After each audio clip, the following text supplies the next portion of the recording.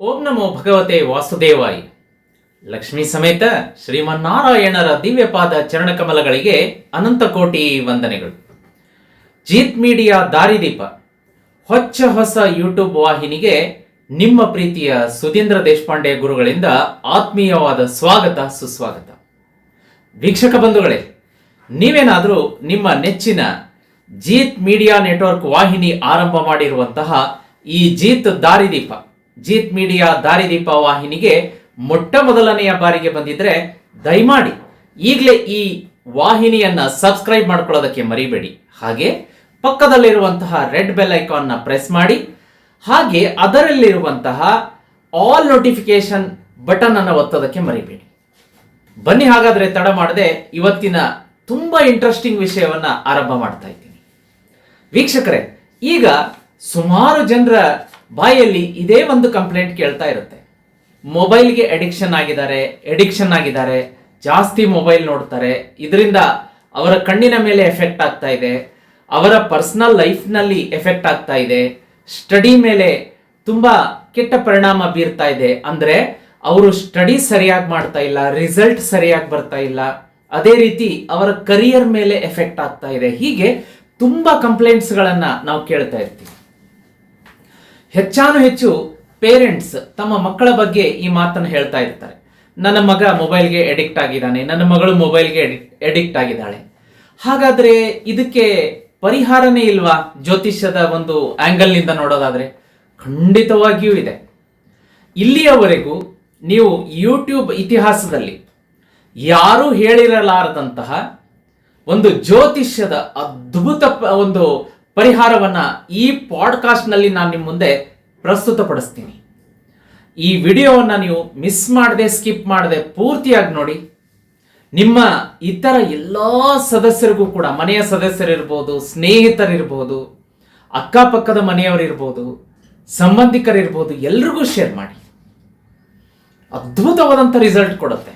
ಅವ್ರು ನಿಮಗೆ ಫೋನ್ ಮಾಡಿ ಹೇಳ್ತಾರೆ, ನಿಮಗೆ ಒಂದು ಮೆಸೇಜ್ ತಲುಪಿಸ್ತಾರೆ. ಹೌದು, ಸುಧೀಂದ್ರ ದೇಶಪಾಂಡೆ ಗುರುಗಳ ಒಂದು ವಿಡಿಯೋ ನೀವು ನಮಗೆ ಶೇರ್ ಮಾಡಿದ್ದನ್ನು ನೋಡಿದ್ವಿ.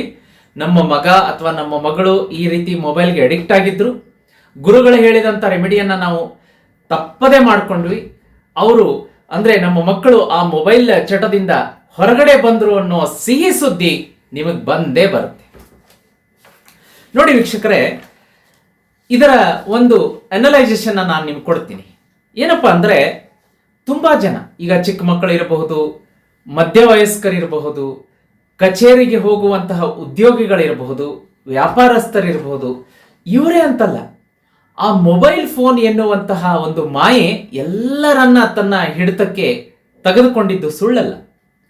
ಯಾವುದೂ ಕೂಡ ಅತಿಯಾಗಬಾರ್ದು. ಅತಿಯಾದರೆ ಅಮೃತವೂ ಕೂಡ ವಿಷ ಎನ್ನುವ ಮಾತನ್ನ ನಾವೆಲ್ಲ ಕೇಳಿದ್ದೀವಿ. ಯಾವುದಾದ್ರೂ ಸರಿ, ಒಂದು ಲಿಮಿಟ್ ಅಲ್ಲಿ ಇದ್ರೆ ಎಲ್ಲಾ ಚಂದ. ಅದೇ ರೀತಿ ಈ ಮೊಬೈಲ್ ಫೋನ್ ಎನ್ನುವ ಮಾಯೆಗೆ ಒಳಗಾಗಿ ಯಾರು ಅದನ್ನ ಹೆಚ್ಚು ಹೊತ್ತು ನೋಡ್ತಾ ನೋಡ್ತಾ ನೋಡ್ತಾ ನೋಡ್ತಾ ತುಂಬಾ ಸಮಯ ಕಳೆದು ಬಿಡ್ತಾರೆ. ಇದರಿಂದ ಕಣ್ಣಿನ ಮೇಲೆ ಎಫೆಕ್ಟ್ ಅಂತೂ ಆಗೇ ಆಗತ್ತೆ. ಕಣ್ಣಿನ ಕೆಳಗಡೆ ಕಪ್ಪು ವರ್ತುಲ, ಡಾರ್ಕ್ ಸರ್ಕಲ್ ಆಗುತ್ತೆ. ಅದೇ ರೀತಿ ಅಕಸ್ಮಾತ್ ನಾನು ಉದಾಹರಣೆ ಹೇಳ್ತೀನಿ ನೋಡಿ, ಆತ ವಿದ್ಯಾರ್ಥಿಯಾಗಿದ್ರೆ, ಆಕೆ ವಿದ್ಯಾರ್ಥಿನಿ ಆಗಿದ್ರೆ ಯಾವ ರೀತಿ ಪರಿಣಾಮ ಬೀರುತ್ತೆ ಅಂದ್ರೆ, ಅವರು ಸ್ಟಡಿ ಮೇಲೆ ಫೋಕಸ್ ಮಾಡೋದೇ ಇಲ್ಲ, ಅವತ್ತಿನ ಹೋಮ್ ವರ್ಕ್ ಕಂಪ್ಲೀಟ್ ಆಗೋದಿಲ್ಲ, ಮಾರ್ಕ್ಸ್ಗಳು ಕಡಿಮೆ ಬರುತ್ತೆ, ಅವರ ಡಿಸೈರ್ಡ್ ರಿಸಲ್ಟ್ ಸಿಗೋದಿಲ್ಲ. ಒಂದು ಅವರ ಕನಸಿನ ಇಂಜಿನಿಯರಿಂಗ್ ಆಗಲಿ, ಮೆಡಿಕಲ್ ಆಗಲಿ, ಮತ್ತೊಂದಾಗ್ಲಿ, ಅವರ ಮನೆಯಲ್ಲಿ ಪೇರೆಂಟ್ಸ್ ಏನು ಕನಸ್ಕೊಂಡಿರ್ತಾರೆ, ಆ ಮಕ್ಕಳು ಏನು ಕನಸ್ಕೊಂಡಿರ್ತಾರೆ, ಅದಕ್ಕೆ ಅಡ್ಮಿಷನ್ ಸಿಗೋದಿಲ್ಲ. ಅವರ ಭವಿಷ್ಯವೇ ತುಂಬಾ ಡೋಲಾಯಮನ ಆಗುತ್ತೆ.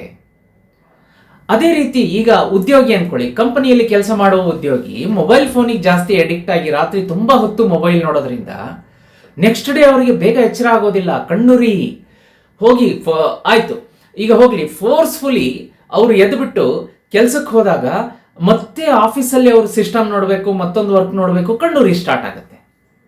ಕೆಲಸದಲ್ಲಿ ಫೋಕಸ್ ಇರೋದಿಲ್ಲ, ಆಕಳಕ್ಕೆ ನಿದ್ದೆ ಬರ್ತಾ ಇರುತ್ತೆ, ಸುಸ್ತು. ನಮ್ಮ ದೇಹಕ್ಕೆ ನೋಡಿ, ಶರೀರಕ್ಕೆ 8 ಗಂಟೆಗಳ ನಿದ್ದೆ ಅವಶ್ಯಕ ಅಂತ ಹೇಳ್ತಾರೆ. ಅದೇ ರೆಸ್ಟ್ ಸಿಗ್ಲಿಲ್ಲ ಅಂತಂದ್ರೆ, ಬರೀ ಮೊಬೈಲ್ ನೋಡ್ತಾ ನೋಡ್ತಾ ನೋಡ್ತಾ 2 ಗಂಟೆನೋ 3 ಗಂಟೆನೋ ನಿದ್ದೆ ಮಾಡಿದ್ರೆ ನೆಕ್ಸ್ಟ್ ಡೇ ಅವರು ಕೆಲಸದಲ್ಲಿ ಹೇಗೆ ಕಾನ್ಸಂಟ್ರೇಟ್ ಮಾಡ್ತಾರೆ, ಯಾವ ರೀತಿ ಫೋಕಸ್ ಆಗುತ್ತೆ? ಆಗೋದಕ್ಕೆ ಸಾಧ್ಯನೇ ಇಲ್ಲ.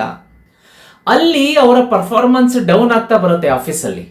ಇನ್ಕ್ರಿಮೆಂಟ್ ಆಗೋದಿಲ್ಲ, ಪ್ರಮೋಷನ್ ಆಗೋದಿಲ್ಲ, ಬಾಸ್ ಕಡೆಯಿಂದ ಬೈಗಳು ತಿಂತಾರೆ, ಸಹೋದ್ಯೋಗಿಗಳು ಇವ್ರನ್ನ ಯಾವ ರೀತಿ ಅವರ ಪರ್ಫಾರ್ಮೆನ್ಸ್ ಹೈ ಇರುತ್ತೆ, ಇವ್ರದ್ದು ಲೋ ಇರುತ್ತೆ. ಆಯ್ತಲ್ಲ, ಇಲ್ಲಿ ಆಫೀಸಲ್ಲೂ ಕಿರಿಕಿರಿ ಆಯ್ತಲ್ಲ.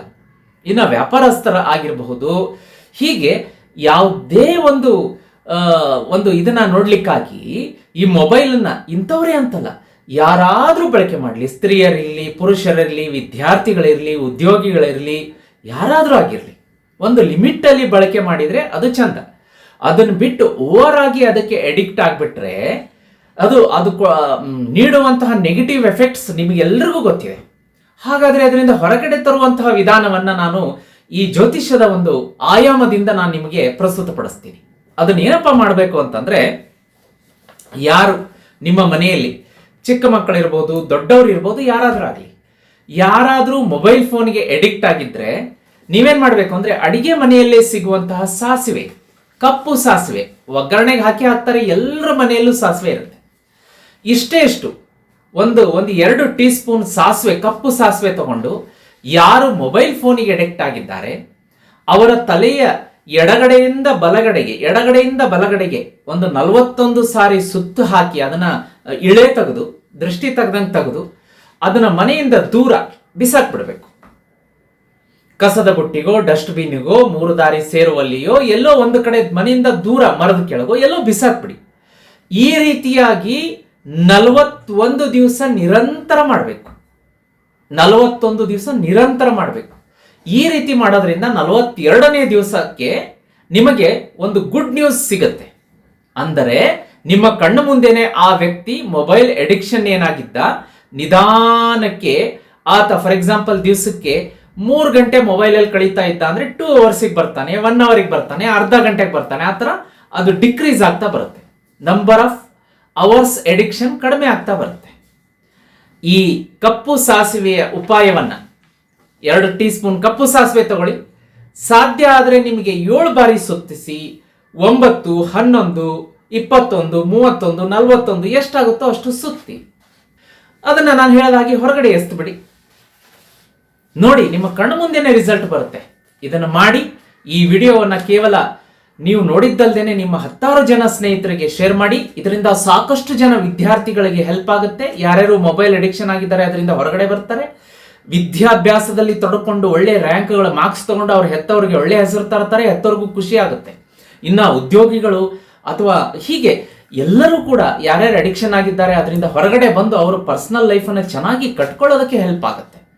ಮೊಬೈಲ್ ಒಳ್ಳೆಯದು ಕೆಟ್ಟದ್ದಂತ ಹೇಳ್ತಾ ಇಲ್ಲ, ಅದರ ಬಳಕೆ ಇತಿಮಿತಿಯಲ್ಲಿದ್ದರೆ ಅದು ಅಮೃತ. ಜಾಸ್ತಿ ಆದರೆ ಅದ್ರ ನೆಗೆಟಿವ್ ಎಫೆಕ್ಟ್ ಆಗುತ್ತೆ. ವೀಕ್ಷಕರೇ, ಅದ್ಭುತ ವಿಷಯವನ್ನ ಇವತ್ತಿನ ಪಾಡ್ಕಾಸ್ಟ್ ನಲ್ಲಿ ಹೇಳಿದ್ದೀನಿ. ಮತ್ತೆ ಇಂಥದ್ದೇ ಒಂದು ಅದ್ಭುತವಾದಂತಹ ವಸ್ತುವನ್ನ ತಗೊಂಡು ಮುಂದಿನ ಪಾಡ್ಕಾಸ್ಟ್ ನಲ್ಲಿ ನಿಮ್ಮ ಮುಂದೆ ನಿಮ್ಮ ಪ್ರೀತಿಯ ಸುಧೀಂದ್ರ ದೇಶಪಾಂಡೆ ಗುರೂಜಿ ಹಾಜರಾಗ್ತೀನಿ. ಅಲ್ಲಿಯವರೆಗೂ ನಿಮ್ಮ ನೆಚ್ಚಿನ ಜೀತ್ ಮೀಡಿಯಾ ದಾರಿದೀಪ ವಾಹಿನಿಯನ್ನ ನೋಡ್ತಾ ಇರಿ. ಇದರಲ್ಲಿ ಲೈವ್ಸ್ಗಳಿರುತ್ತೆ, ಪಾಡ್ಕಾಸ್ಟ್ ಇರುತ್ತೆ, ತುಂಬಾ ಇಂಟ್ರೆಸ್ಟಿಂಗ್ ವಿಡಿಯೋಗಳನ್ನು ಅಪ್ಲೋಡ್ ಮಾಡ್ತಾ ಇರ್ತೀನಿ. ನಿಮ್ಮ ಪ್ರೋತ್ಸಾಹ ನಮ್ಮ ಜೀತ್ ಮೀಡಿಯಾ ನೆಟ್ವರ್ಕ್ ವಾಹಿನಿಗೆ ಹೇಗೆ ಕೊಟ್ಟಿದ್ದೀರಿ, ಈ ವಾಹಿನಿಗೂ ಅದೇ ತರ ಕೊಡಿ ಅಂತ ಹೇಳಿ ಇವತ್ತಿನ ಕಾರ್ಯಕ್ರಮ ಮುಗಿಸ್ತಾ ಇದ್ದೀನಿ. ಭಗವಂತ ಎಲ್ರಿಗೂ ಒಳ್ಳೇದು ಮಾಡಲಿ ವೀಕ್ಷಕರೇ. ನಮಸ್ಕಾರ.